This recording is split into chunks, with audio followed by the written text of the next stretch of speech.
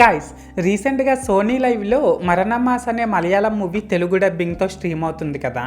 అయితే నేను ఆ మూవీని జస్ట్ ఇప్పుడే చూడడం అయితే జరిగిందండి. సో ఈ వీడియోలో మనం ఏంటంటే అసలు ఆ మూవీ ఎలా ఉంది ఏంటి అనేది డిస్కస్ చేద్దాం, ఓకేనా. అయితే ఇక్కడ ఫస్ట్ ఆఫ్ ఆల్ ఈ మూవీలో స్పాయిలర్స్ లేకుండా బేసిక్గా స్టోరీ లైన్ ఏంటంటే గైస్, ఒక సీరియల్ కిల్లర్ ఏమో కొంతమంది ముసలి వాళ్ళని చంపేసి వాళ్ళ నోట్లో అరటిపండు పెట్టేసి వెళ్ళిపోతుంటాడన్నమాట. అయితే ఇక్కడ ఏంటంటే గైస్, అసలు ఆ సీరియల్ కిల్లర్ ఎవరు, తన మోటివ్ ఏంటి, అండ్ లాస్ట్కి అసలు ఏం జరుగుతుంది ఏంటి అనేది మనమైతే మూవీలో చూడాల్సి ఉంటుంది. సో మొత్తానికి అర్థమైంది కదా స్టోరీ లైన్ ఏంటి అనేది. అయితే ఇప్పుడు ఈ మూవీ ఎలా ఉంది అనే విషయానికి వచ్చినట్లయితే గైస్, మూవీ అయితే పర్లేదండి, బాగానే ఉంది.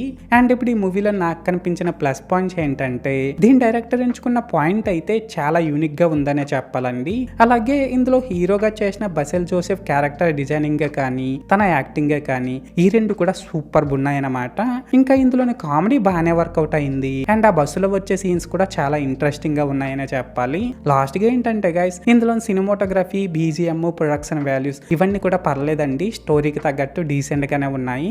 సో మొత్తానికి ప్లస్ పాయింట్స్ విషయానికి వచ్చినట్లయితే ఇదన్నమాట మ్యాటర్. అండ్ ఇప్పుడు ఈ మూవీలో నాకు కనిపించిన మైనస్ పాయింట్స్ ఏంటంటే గైస్, ఇందులో ఫస్ట్ హాఫ్ అయితే ఎంగేజింగ్ గానే రన్ అయినప్పటికీ సెకండ్ హాఫ్ మాత్రం కొద్దిగా బాగా స్లో పేస్ లో రన్ అవుతుందండి. ఇంకా ఇందులో లాగీ సీన్స్ చాలానే ఉన్నాయి కాబట్టి ఎడిటింగ్ వర్క్ ఇంకొంచెం బాగా చేసుంటే బాగుండేదేమో అని అయితే నాకు అనిపించింది.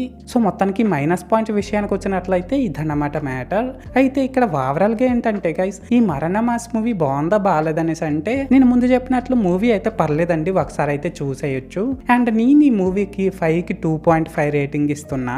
సో మీరు కూడా ఒకవేళ ముందే ఈ మూవీని చూసినట్లయితే మీరు ఈ మూవీకి ఎంత రేటింగ్ ఇస్తారో అది కామెంట్ సెక్షన్ లో చెప్పేయండి.